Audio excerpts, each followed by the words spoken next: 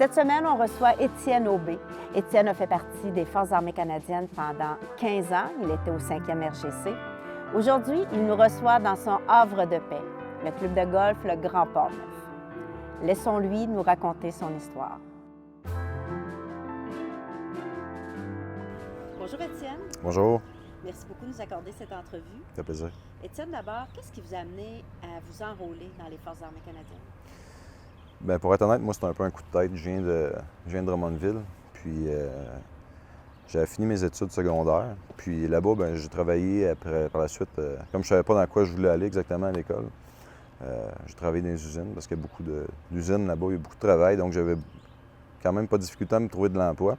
Par contre, je n'aimais pas vraiment ça.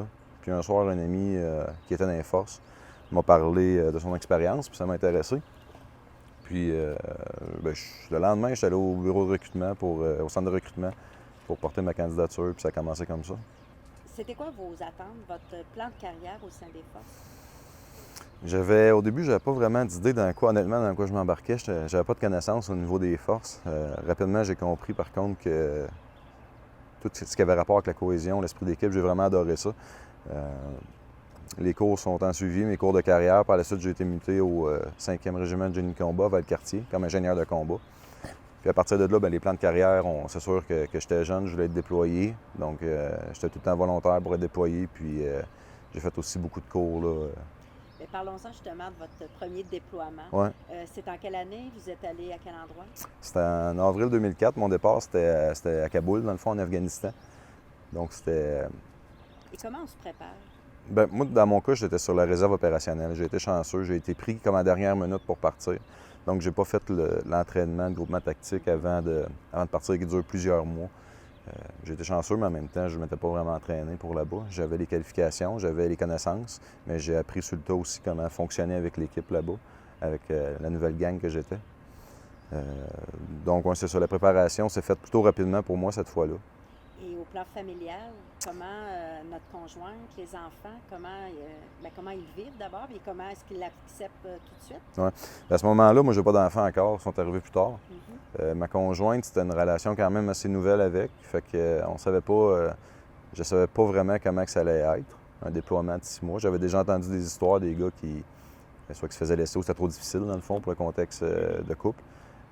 Par contre, je suis revenu, puis tout était là encore, fait que c'est une bonne nouvelle. Et lorsqu'on arrive sur place, lorsqu'on atterrit, Ouais. est-ce que c'est la réalité est la même que celle dont vous vous étiez préparé avant le départ? Non, c'est spécial. Moi, j'ai eu un choc culturel, honnêtement, en arrivant là-bas. Je ne m'attendais pas à... Parce que c'est un pays, évidemment, qui est qui est 100% musulman, ou pratiquement. Donc, l'appel aux prières, tout ça, la manière de vivre aussi. On part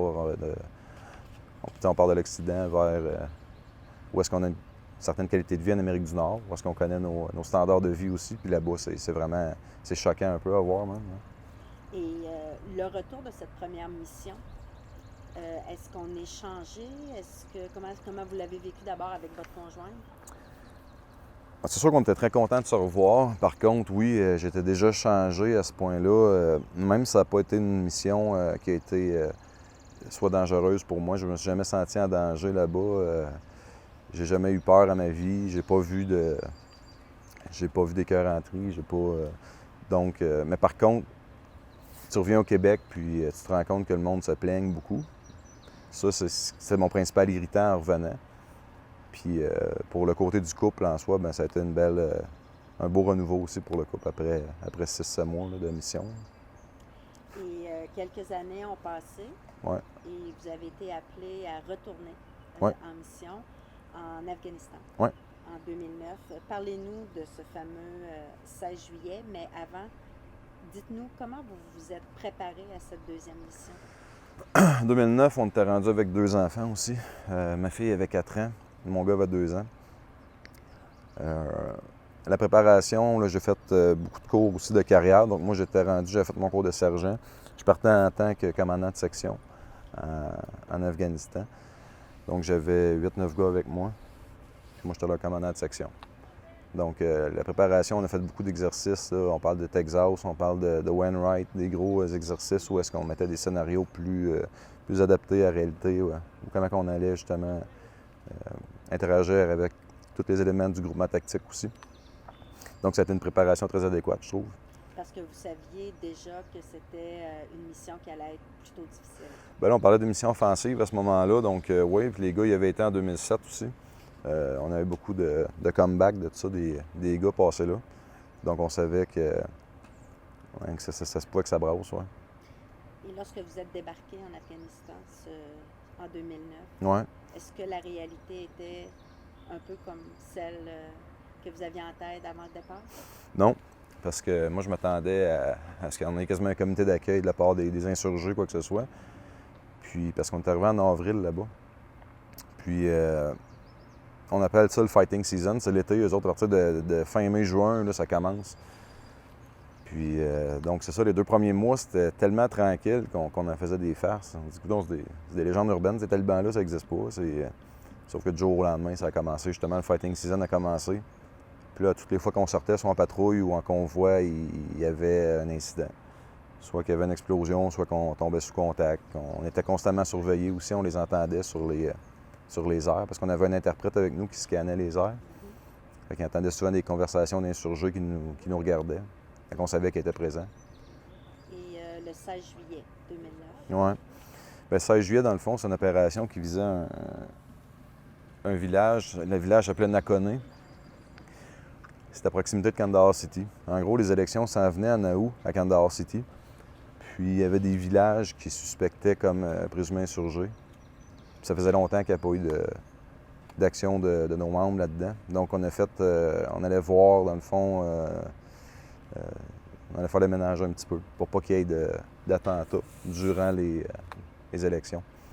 Donc on est arrivé, nous, le 16 juillet, ça faisait 2 jours qu'on était à CAF. Vous savez c'est quoi CAF? C'est l'aéroport, dans le fond, de Kandahar. C'était un gros camp multinational où est-ce que tous les contingents allaient. On était là pour recevoir nos ordres. Pendant 40 heures, les hélicoptères n'ont pas pu partir pour aller nous porter au site dû à la température. Là, on travaillait conjointement avec l'armée afghane aussi. Donc, qu'est-ce qu'on pense qu'il y a eu aussi? C'est de l'exfil qu'on appelle. C'est que sûrement quelqu'un de l'armée a contacté quelqu'un de l'extérieur pour dire qu'on s'en venait dans ce village-là. Donc, il nous attendait aussi. Fait que finalement, après 40 heures, on part héliporté. C'est une mission héliportée, donc pas de véhicule. On partait avec notre gear, puis on partait pour 48 heures. Peut-être plus, même, je ne me rappelle plus. Puis le 15 juillet au matin, on est atterri dans le village de Nakone, dans des champs, à la première lueur. Puis on a commencé notre progression. Donc on avait des couloirs de séparés au travers du village, puis on clairait ça, nous, avec l'infanterie démontée. On a trouvé des caches d'armes, on a trouvé des composantes explosives. Il y avait beaucoup d'éléments, dans le fond, qui confirmaient, oui, que c'était peut-être une place où il y avait des insurgés. Le soir du 15 juillet, il y avait une chaîne de montagne à côté de nous. On a vu une explosion dans la chaîne de montagne. Puis on a su par les airs, par la suite, qu'on avait un VSA qu'on appelait. Donc on avait un décès canadien. C'était Sébastien Courcy, qui était de la RECI, qui est décédé cette journée-là. Il a marché. Comment on vit ça quand on est... Ouais, là, on est dans le feu d'action pas mal. Puis ça, on l'a su le soir quand on était dans notre... on avait pris un grey pot qu'ils appellent là-bas, c'est où est-ce qu'ils font sécher le raisin. C'est plein de petites meurtrières, c'est comme une petite bâtisse en terre battue, plein de petites meurtrières. Puis on a pris ce grey pot-là pour se reposer, le peloton qu'on était.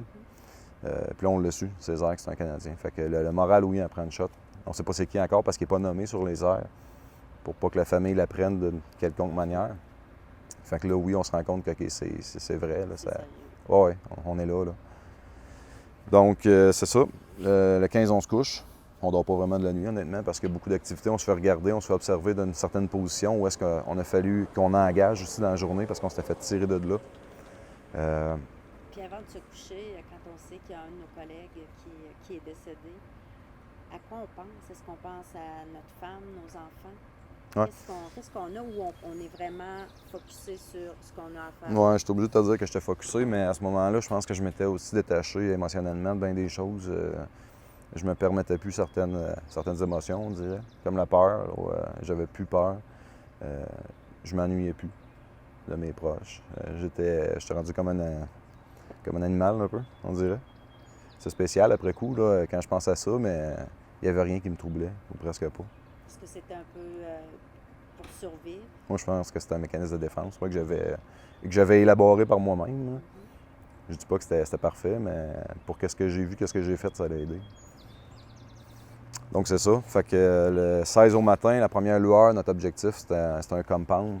Un compound, c'est une genre d'enceinte où est-ce qu'il va y avoir quelques maisons à l'intérieur, tout le temps en terre battue, des maisons de terre battue, des murs de terre battue. C'est notre premier objectif. C'était la position où est-ce qu'on se faisait observer la nuit puis qu'on avait tiré la veille. Donc, on rentre là-dedans. Rapidement, on a découvert un ID, une bombe improvisée, un engin improvisé explosif, dans le fond, qui était à peut-être une 50aine de mètres de notre autre objectif. Donc, celui-là, on s'est tassé, on a fait un périmètre autour de lui. Puis, dans l'enceinte, rapidement, tout le monde était avec moi. Ma section était avec moi, l'ANA était avec moi là-dedans. Premièrement, il y a un feu qui brûlait. Il n'y avait plus personne dedans. Mais le feu brûlait encore. On a trouvé des culottes pleines de sang, des culottes de talibans, dans le fond, pleines de sang. On a trouvé plusieurs dispositifs pour les bombes improvisées. On a trouvé beaucoup d'explosifs aussi. Donc, rapidement, je me suis rendu compte que, sur le coup, moi, je pensais avoir trouvé quasiment une fabrique d'IED, d'engins improvisés explosifs. Donc, j'ai demandé au gars de sortir à partir de là. Moi, à ce moment-là, je suis commandant de section. J'ai dit au gars qui est sorti dehors, je vais continuer tout seul. Je trouve qu'on est exposé pour rien ici. Puis l'ANA, puis tout, aller dehors. Puis je vais continuer ma fouille. Pourquoi vous? Pourquoi pas, moi? Parce que je trouvais que c'était pas safe. Je le sentais pas, pour vrai. Puis ça, c'est la décision que j'ai prise cette journée-là. Puis je vais vivre avec tout le reste de ma vie. Mais je suis encore fier ce jour de cette décision-là.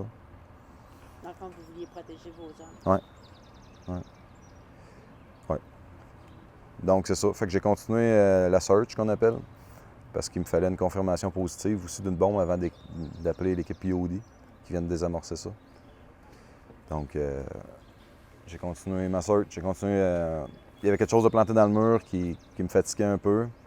J'ai voulu le tasser avec un système de poulie qu'on a, dans le fond, puis j'ai réussi, mais elle n'a pas sorti de son axe. Ça, j'aimais pas ça. Parce qu'on a eu un décès aussi en mois de juin où est-ce que la personne en prenant la bombe, quand il a bougé, ça l'aurait explosé. J'avais peur de ça. Donc, j'ai pris des briques pour me faire un petit mur en avant, juste pour, en tout cas, lever son nez. Puis là, j'étais plus lourd. J'ai passé dans un cadre de porte. C'est la 5e fois que je passais. Puis j'ai frappé un engin explosif. Là. Donc, ça avertit pas vraiment.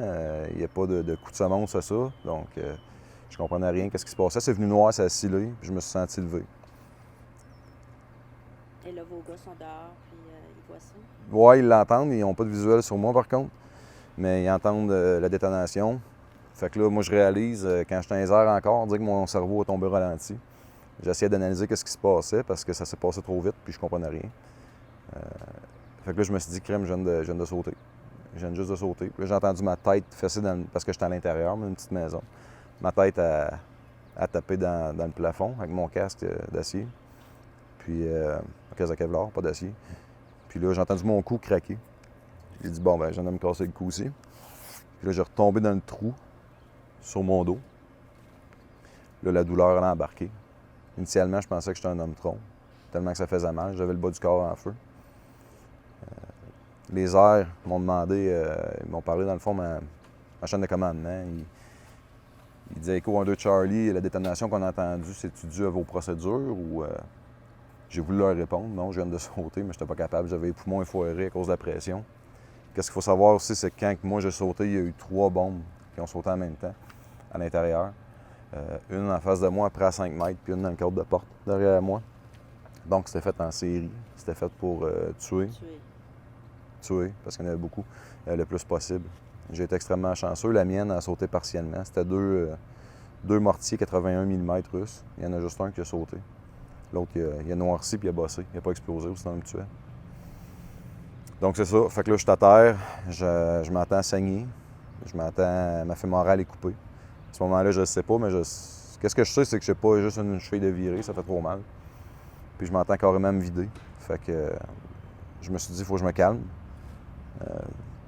parce que je me vide. Fait que j'ai réussi à me calmer. J'ai réussi à reprendre le contrôle. J'avais peur d'état de choc aussi. Puis j'étais hanté, il faut le dire, par un gars qu'on a perdu 12 jours avant, Philippe Michaud, dans des circonstances, dans mes yeux à moi, qui étaient similaires, mais je n'étais pas là à son incident, mais lui, il a frappé aussi un engin explosif, puis il est décédé à Québec. Ils l'ont perdu à Québec. Puis moi, dans ma tête, c'était si je ne meurs pas ici, je peux mourir à Québec aussi. Fait que j'étais vraiment envahi par ce sentiment-là. J'avais très peur. Et là, est-ce Donc, notre mécanisme de survie s'en va un peu, puis là, est-ce qu'on pense à nos proches? Oui, bien, la première chose que je me rappelle avoir pensé, c'est je me suis dit ça, puis je me rappelle encore, c'est que je peux pas croire que ça va finir de même. T'sais, je peux pas croire que je vais mourir ici, loin de tous ceux que j'aime, puis je les verrai plus. Je peux pas croire à ça, c'est pas vrai. Fait qu'en tout cas, là, c'est passé bien vite, là, mais dans ma tête, on dirait que j'ai été 10 minutes, là. En réalité, ça a pris peut-être 10 secondes avant que les gars commencent à crier mon nom.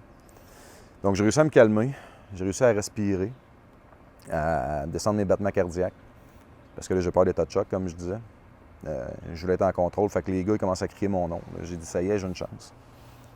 Je leur ai dit, faites bien qu'envoyer un gars ici, c'est piégé, c'est booby-trappé. Donc, il y a juste un gars qui est venu me traîner. Il m'a pogné par mon chest rig, puis il m'a traîné à terre, ça faisait atrocement mal. Quand je suis sorti dehors, j'ai regardé mes jambes, puis là, j'ai vu les dégâts qu'il y avait. Dans le fond, mon pied droit était parti, totalement. Il y avait juste mon tibia qui sortait peut-être sur 6 pouces. Puis le bout était éclaté, puis la chair était remontée, brûlée.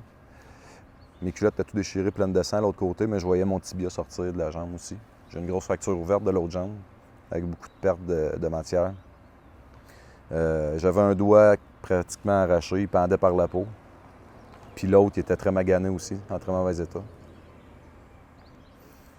C'était pas mal ça comme blessure physique que j'ai eue. Par la suite, les jeunes de ma section sont arrivés autour de moi. Puis là, j'ai vu leur face, ils ont comme figé. T'sais, on ne s'attend pas à ça. On parlait de préparation tantôt. C'est le type de préparation qu'on peut malheureusement pas se préparer. Avoir un de nos amis dans cet état-là, ou encore pire, hein, de ramasser un de nos amis décédé, c'est sûr qu'il n'y a qu'une préparation possible. Donc, les gars, ils ont figé. Puis moi, j'avais peur parce que ma vie se reposait un peu sur eux autres. Donc, j'ai comme... c'est l'adrénaline qui a fait ça. J'ai comme tasqué les gars. J'ai dit, toi, puis toi, c'est Garot. Toi, tu vas me chercher un stretcher, une civière pour m'évacuer. Puis toi, tu vas linker up avec l'adjoint de peloton pour l'évacuation héliportée, dans le fond. Fait que là, à partir de là, les gars sont tombés sur la job, ça a super bien été. Ils m'ont confirmé rapidement que j'avais pas de saignement, j'avais plus de saignement. Ça m'a sauvé la vie, initialement, parce que j'ai perdu 2 litres de sang environ pendant l'incident, très rapidement. Donc, ils ont stabilisé mes saignements avec les garrots. Les gars m'ont évacué à la LZ, où est-ce que l'hélicoptère venait se poser pour me ramasser. Puis là, on est tombé sous contact. On a commencé à recevoir des tirs ennemis. Du small arms, dans le fond, des tirs de Kalachnikov, sûrement, ou quoi que ce soit. Donc, l'hélicoptère, on les entendait, mais ils ne pouvaient pas se poser au sol tant qu'il y avait un contact. Il a fallu briser le contact, chose qu'on a fait. Puis, par la suite, les hélicoptères ont pu se poser. C'était quand même très émotif, parce que c'est ça, c'était mes amis, tu sais, puis là, ça pleurait, Ils réalisaient aussi, je pense, bien des choses. Puis moi, je leur disais, j'ai dit, vous autres, là, moi, je m'en vais, c'est fini pour moi, je m'en vais chez nous, là. Mais vous autres, ça continue, là, puis c'est vrai, là, ici, là. Vous restez à la tête ici, là, pensez plus à moi, là. On va recommencer, puis faites vos affaires. Puis vous, est-ce que vous êtes parti la tête avec votre tête et non, est-ce que vous êtes un peu resté là-bas? Ah oui, ah oui, ah oui. Ah, il y a plusieurs choses, puis pas juste une jambe qui est restée là-bas de moi, là, dans cette mission-là. Donc, c'est ça. Par la suite, les Américains sont venus me chercher. Puis, je me rappelle, dans l'hélicoptère, je me disais, là, on va voir si c'était un homme. Parce que là, ma vie vient de changer, puis je sais pas à quoi m'attendre encore à ce moment-là. Je sais pas ça implique quoi, tout ça, là. Je sais que je suis blessé sévèrement. Mais je me disais, on va voir si c'était un homme, parce que là, le vrai défi commence. Là. Le vrai défi de ta vie commence. J'étais conscient encore, là. Est-ce que vous aviez parlé avec votre conjointe jusqu'à présent? Non, pas encore. Par la suite, ils m'ont évacué à CAF, qu'est-ce que je parlais tantôt, parce que l'hôpital, dans le fond, multinational était là. J'ai atterri là environ 45 minutes après mon incident. Puis là, vu mon état de conscience, ils m'ont demandé si je voulais appeler à la maison pour l'annoncer à ma conjointe. J'ai dit oui. Mais là-bas, c'est des téléphones satellites. Donc, j'ai eu le temps pas de m'astiner, parce que j'essayais de faire comprendre que je venais de sauter, qu'il me manquait une jambe. Puis là, elle pensait que c'était l'incident Sébastien Courcy de la veille, parce qu'à cause du décalage, eux, il y avait cette information-là. Puis je disais non, je viens de sauter. Il me manque une jambe, puis la ligne a coupé. La ligne du téléphone satellite a coupé. Donc, avec le décalage, elle est 9-10 heures le soir ici. Elle est seule. Les enfants sont couchés, elle s'évanouit. Tu sais, c'était... Je sais que le protocole il a été changé aussi. Ils ont pu faire ça dû à ça, genre, parce qu'il faut quasiment une équipe d'intervention déjà à Québec parce que ça peut être une crise aussi ici. Donc, puis là, je me suis rendu compte aussi que j'ai pas été tout seul qui a pris la bombe. Là, ma conjointe, elle a appelé ma mère en criant, en pleurant. Elle a de la misère à parler. Ma mère, au bout du fil, qui était à Drummondville, a dit quoi? C'est Étienne? Mon père, qui est cardiaque, a tombé à terre. Il y a eu un malaise, tu sais. Les beaux-parents, pareil, les beaux-parents, tu sais, ça a été des arrêts de travail, ça a été très difficile pour tout le monde. Puis c'est malheureusement le monde que j'aime qui souffre le plus de ça aussi. Puis ça, c'est encore à ce jour la partie la plus dure pour moi. Parlons-en justement du retour. Une fois que vous êtes de retour au Québec, que vous constatez à quel point vos blessures sont graves, qu'est-ce qu'on fait? Comment on doit l'accepter? Ouais, l'acceptation, c'est plus tard. Au début, moi, j'étais un enfant Jésus pour finir mes opérations. Donc, à ce moment-là, je suis passé en Allemagne avant, pendant l'évacuation. J'ai passé en Allemagne où est-ce qu'ils m'ont réamputé ma jambe droite parce que l'infection était prise. J'ai pogné une bactérie multirésistante aussi en Afghanistan, une bactérie qui est dans le sable. Donc, l'infection était prise, ils m'ont amputé mon autre doigt aussi. Fait qu'à ce moment-là, j'ai mon genou encore. Puis ma jambe, j'ai deux gros... dans le fond, c'est des fixateurs externes qu'ils ont mis pour mon tibia. Fait que je suis arrivé à Québec. Il faut juste dire aussi que ma famille est venue me rejoindre en Allemagne. Ma conjointe et mes parents sont venus me rejoindre en Allemagne.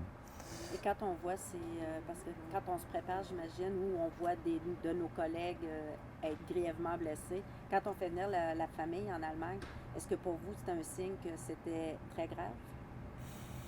Écoute, moi, j'étais content de les voir. Moi, j'ai eu peur de ne plus les revoir, pour vrai. Donc, non, je les attendais, mais encore là, c'est vague un peu pour moi parce que la médication était très forte à ce moment-là. Je sortais de table d'opération quotidiennement, pratiquement. Donc, je sais qu'ils étaient là, je me rappelle un peu, j'ai des flashbacks d'Allemagne, mais pas tant que ça. Donc, j'arrive à Québec. Ils ont terminé mes opérations à Québec. Mon doc que j'avais, mon ortho, m'a conseillé de remonter encore mon amputation, de désarticuler mon genou, parce qu'il disait que j'allais avoir de la misère à être appareillé. J'avais pas assez d'espace en bas. Puis, il fallait aussi hypothéquer mon dos, parce qu'il fallait qu'il mette un genre de padding en dessous de ça, puis c'était une partie de mon dos, mon grand dorsal qu'il fallait prendre. Fait qu'il m'a suggéré de remonter, enlever ma rotule, enlever mon tibia au complet. Donc, on appelle ça une désarticulation du genou. Puis, il me montrait les types de prothèses sur YouTube que je pouvais avoir. Puis, j'ai dit, regarde, c'est ton show, là. Moi, je sais pas, là. Si tu dis que ça va être mieux, on le fait, là. Donc, il m'a embarqué sa table d'opération, il a désarticulé mon genou. Puis, on finit ma jambe gauche aussi. Ma jambe gauche, j'ai failli la perdre aussi au genou. C'était pas juste une fracture du tibia que j'avais. Il y avait beaucoup de pertes de chair, beaucoup de pertes musculaires, puis nerveuses aussi. Mes nerfs ont été tout arrachés, mon nerf tibial. Donc, j'avais un pied tombant. Mon pied bougeait gauche-droite, je poussais, mais il ne relevait plus. Il était comme paralysé par en bas. Donc, qu'est-ce qu'ils ont fait? C'est que pour le manque à gagner ici de matière qu'il y avait, ils ont pris une partie de mon soléaire, puis ils l'ont mis sur ma jambe. Puis toutes les greffes de peau que j'ai reçues, sur le côté de ma jambe, puis sur le soléaire, ça vient de ma cuisse droite ici. Fait qu'ils ont fini ma jambe comme ça. Ils ont mis un clou tibial aussi, donc ils ont ouvert mon genou, puis ils ont passé par le dessus de mon tibia, ils l'ont comme drillé, là, où est-ce qu'il y a la moelle, puis ils ont rentré une rod de fer, puis ils l'ont fixé avec des vis pour la fracture, parce que c'était pas une très belle fracture que j'avais, elle était torsadé puis éclaté aussi, c'était pas une nouvelle fracture. Donc ça a été fini pour ma jambe gauche, les doigts étaient amputés, la jambe droite était réglée, les opérations étaient finies à ce moment-là. Mais c'est ça. Fait que, à partir de là, moi, mon doc, il me dit, tu sais, Étienne, faut pas que tu te fasses de peur. Il n'y a pas grand monde qui remarche après avoir des traumatismes comme ça. En réalité, il n'y a pas 5 % du monde qui remarche. Hein. Puis moi, il ne savait pas, mais en me disant ça, il venait de me craquer. Là. Ah ouais, moi, je disais, moi, je cours à Noël. Là, puis là on était en août, début août. T'sais. Je disais à Noël, je cours. Je dis, ouais, il y en a vu d'autres passer. C'était ma mentalité que j'avais à cette époque-là. Puis elle a été payante un certain temps. Mais tu sais, je me suis rendu compte que ça a été très douloureux. Tu sais, je me mettais des objectifs carrément irréalisables. Carrément irréalisable. Je ne savais pas à ce moment-là. Moi, dans ma tête, j'allais guérir, puis je partais, j'avais ma prothèse, puis c'était fini. Hein. C'était pas que ça, là. C'était pas un plus complexe que ça. Premièrement, j'avais pas de mise en charge pour 5 mois de temps sur ma jambe gauche, dû au type de fracture que j'avais. Donc, j'ai fait 3 semaines vite à l'hôpital Enfant Jésus. Après ça, ils m'ont libéré, puis j'ai été 3 mois à l'interne au Centre de réadaptation de Québec, à l'IRDPQ. Où est-ce que là, j'ai eu des soins infirmiers, où est-ce que j'ai commencé ma physio. Là, on parle plus de la préparation à l'amputation pour avoir la prothèse. Donc, je mettais de la mise en charge sur l'amputation. On faisait des bandages serrés pour la rapetisser aussi. Des déplacements en fauteuil roulant, de mon lit au fauteuil. J'essayais de bouger un peu parce que j'avais pas de mise en charge encore sur ma jambe.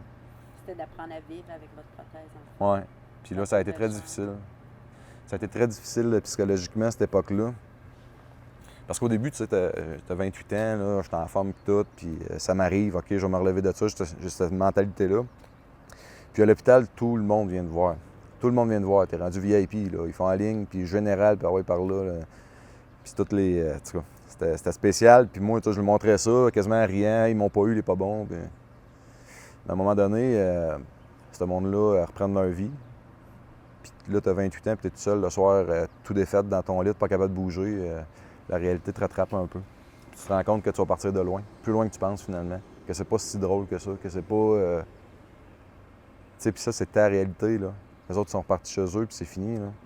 Toi, tu restes avec ça. Puis tu sais pas en réalité où est-ce que ça va être. Je sais pas où est-ce que ça va finir, mon rétablissement. Je sais même pas si je vais remarcher, le doc l'a dit. Puis ça commence à trotter dans la tête. Puis moi, au début, je voulais pas de médication. Je voulais pas en parler. Non, j'avais pas de post-traumatisme. Fait que je voulais rien savoir de ça. Je vais faire ça en homme tout seul. Fait que ça a pris 3 mois. Puis ils m'ont ramassé la cuillère dans la chambre. Ça allait vraiment pas bien dans ma tête. Là. J'étais en train de cracher bien raide.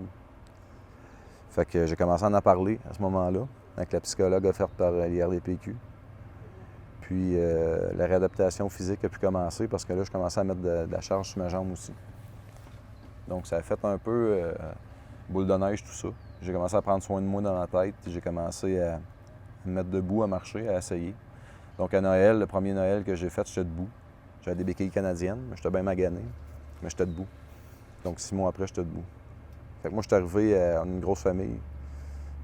J'étais arrivé à... On reçoit des sols d'église pour recevoir tout le monde. Puis j'étais content d'aller voir, moi, là, parce que j'ai failli plus revoir. Puis c'était la première fois qu'elle allait me voir. Fait que je rentre dans l'église avec mes béquilles, puis je faisais de mon mieux, puis j'étais content. Puis la moitié de la famille est partie à broyer. Non pas parce qu'ils étaient contents, mais parce que je faisais pitié. Fait que je suis reparti de là encore plus down. Puis ça a été vraiment mon premier contact avec mon monde. C'est de même que ça a été fait. Je l'ai eu d'un dents, là. Je l'ai pas vu venir, celle-là. Puis notre conjointe, à ce moment-là, est-ce qu'elle est assez impuissante ou...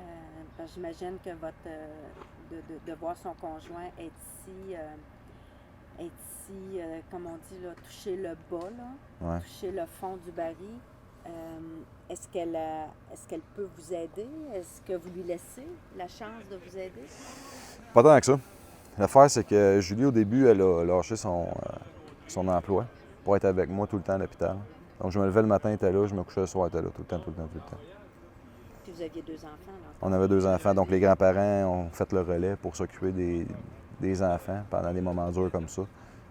On a été très chanceux d'avoir du support à tous les niveaux.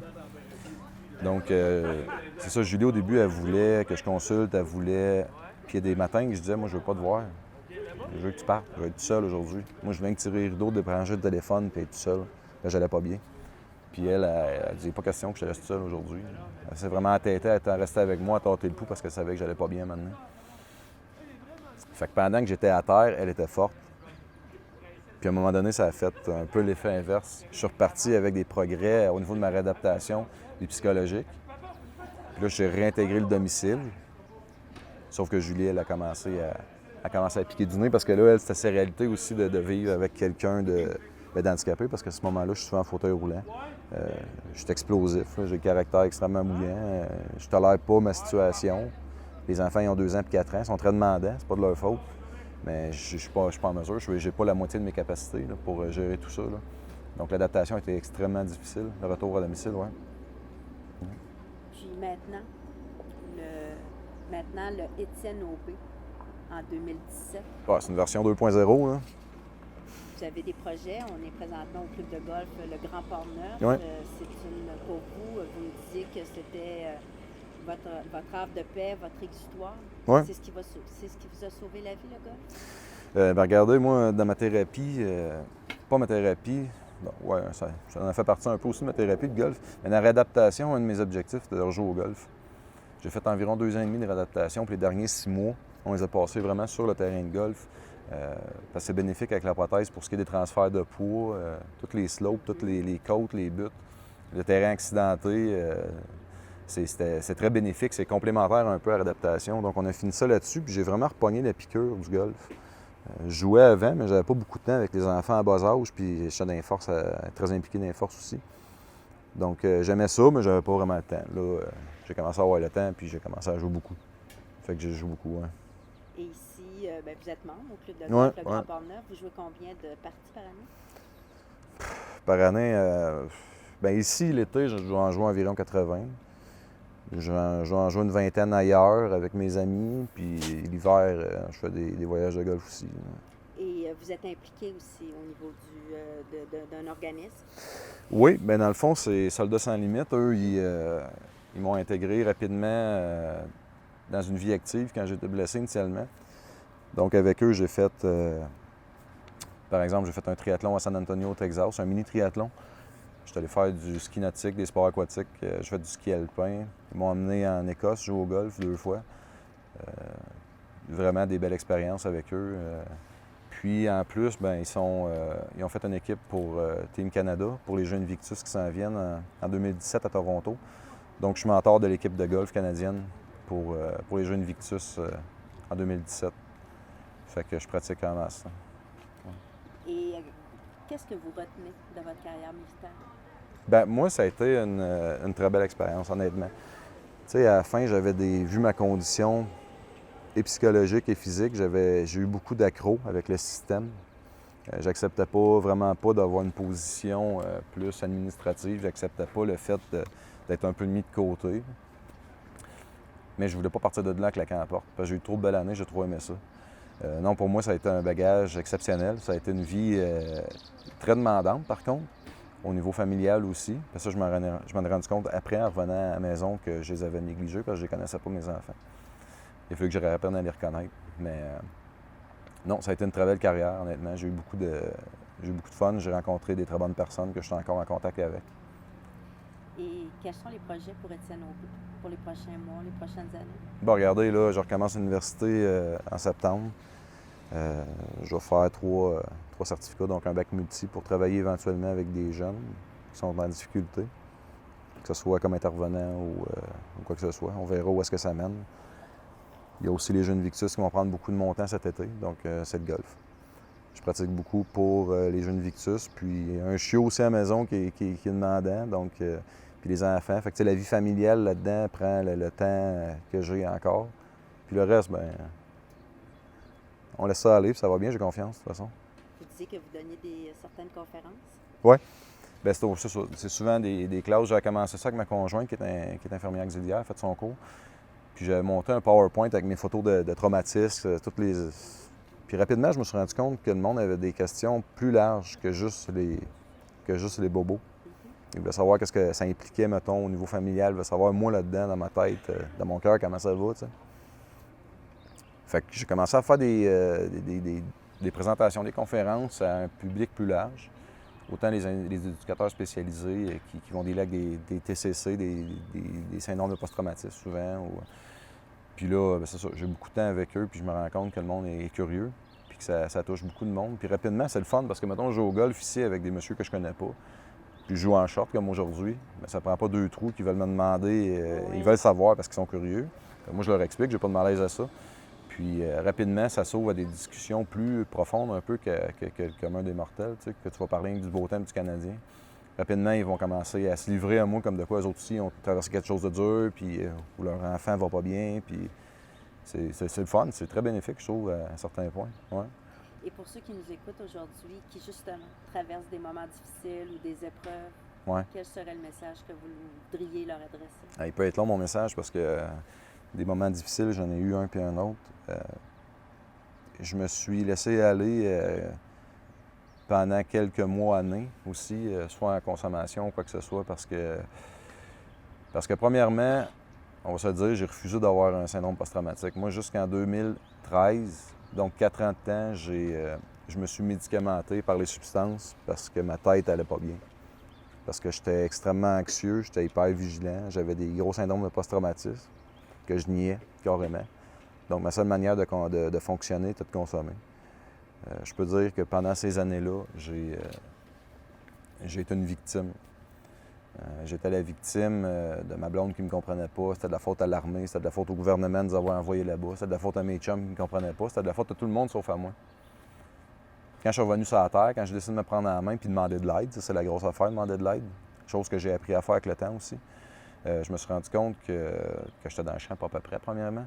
Que c'était la faute à personne sauf à moi. L'état que j'étais rendu à la fin, c'était carrément... C'était un suicide de l'âge que je faisais. J'avais lâché prise. Je me battais plus. Là. J'avais abandonné, puis j'étais rendu une victime. Puis ça, ça a été la pire chose que j'ai faite.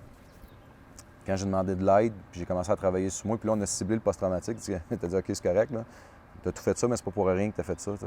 Ça t'a amené à aujourd'hui dire, avouer que tu as un post-traumatisme. Donc, j'ai commencé à consulter. J'ai fait 2 ans de consultation externe pour me désensibiliser au niveau de l'hypervigilance, des flashbacks, des cauchemars. Puis à ce jour, j'en ai pas. J'en ai plus. Je peux même dire que j'ai plus de syndrome post-traumatique. J'ai plus de... À moins que je sois vulnérable, que je sois très fatigué, je n'irai pas m'exposer à une grosse foule. C'est pas mal la seule chose qui reste. Ça, puis les ballons. Les ballons, j'aime pas bien ça, là, mais... Parce que ça fait le même bruit quand ça a sauté. Mais c'est ça. Donc, j'ai demandé de l'aide. J'ai eu de l'aide. Je me suis permis d'être aidé.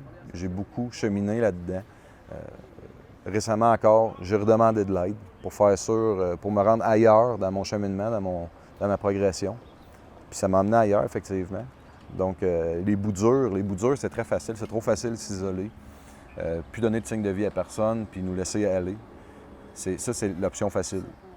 Mais en même temps, c'est l'option de l'abandon. Ça veut dire que là, tu te bats plus. Là, tu as fini. Puis c'est un peu leur donner la victoire aux insurgés, dans mon cas, tu sais. De faire ça, c'est un peu leur donner la victoire. Ils ont raison, ils m'ont eu. Mais non, pas aujourd'hui. Puis aujourd'hui, là. Aujourd'hui, c'est une autre journée. Puis à tous les jours que je me lève, c'est d'autres journées. Puis je suis content. Puis je profite beaucoup. Beaucoup. Parce que j'ai eu peur de mourir, honnêtement.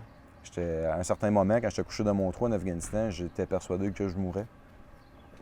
J'ai eu très peur.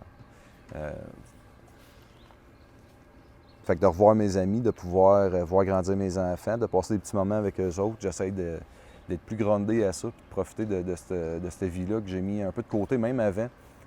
Jusqu'à 28 ans, là, quand j'étais dans les forces opérationnelles, j'étais un peu invincible dans ma tête. Hein? Puis j'étais très superficiel, je me rends compte, comme personne. Puis oui, j'avais des enfants, mais je me rends compte que je ne connaissais pas mes enfants. J'étais avec eux autres, mais je n'étais pas totalement là, comparé à cette heure.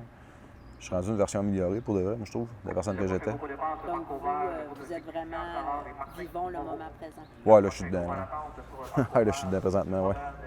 Étienne Aubé, merci beaucoup. Ça fait plaisir. Merci de nous avoir accordé cette entrevue. Plaisir.